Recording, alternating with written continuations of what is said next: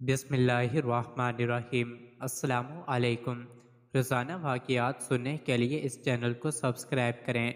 آپ صلی اللہ علیہ وسلم کا زمانہ نبوت صرف 23 سال ہے، جن میں سے ابتدائی 3 سال تو انتہائی خفیہ تبلیغ کے ہیں۔ باقی 20 سال میں اس موسم انسانیت پر کم و بیش 18 دفعہ قاتلانہ حملے ہوتے رہے، لیکن چونکہ اللہ تعالیٰ نے آپ کو لوگوں سے محفوظ رکھنے کی ذمہ داری لے رکھی تھی، لہٰذا دشمن کی ہر تدبیر ناکام ہوتی رہی اور بالآخر اللہ کی تدبیر ہی غالب ہوئی اور اسلام کو باقی تمام ادیان پر غلبہ حاصل ہو گیا۔ مکہ میں تو مشرکین کے مظالم کی وجہ سے آپ صلی اللہ علیہ وسلم نے ہجرت کر لی، لیکن جب آپ صلی اللہ علیہ وسلم نے مدینہ منورہ ہجرت کی تو وہاں پر یہودیوں کے مظالم اور طرح طرح کی تکالیف دینا شروع ہوئیں۔ انہی یہودیوں نے حضور صلی اللہ علیہ وسلم پر جادو کر دیا تھا۔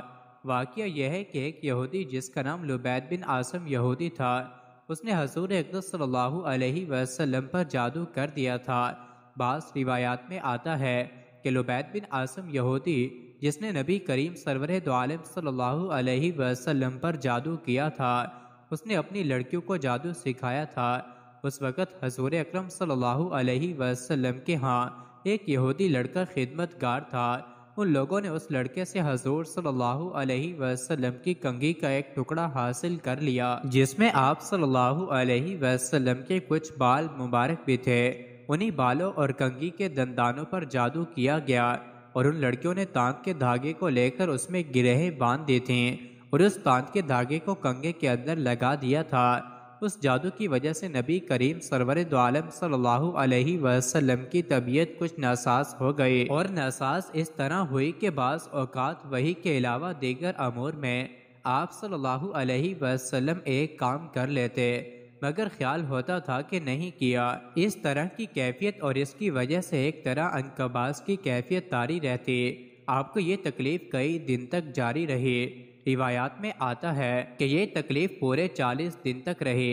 ایک دن آپ صلی اللہ علیہ وسلم نے حضرت عائشہ صدیقہ رضی اللہ عنہا سے فرمایا کہ مجھے جو تکلیف چل رہی ہے اس کے بارے میں اللہ تبارک و تعالی نے مجھے خواب میں اس کا اصل سبب بتا دیا۔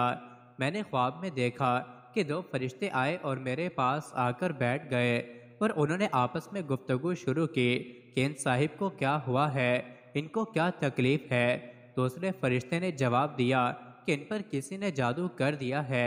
پہلے فرشتے نے پوچھا کہ کس نے جادو کیا ہے۔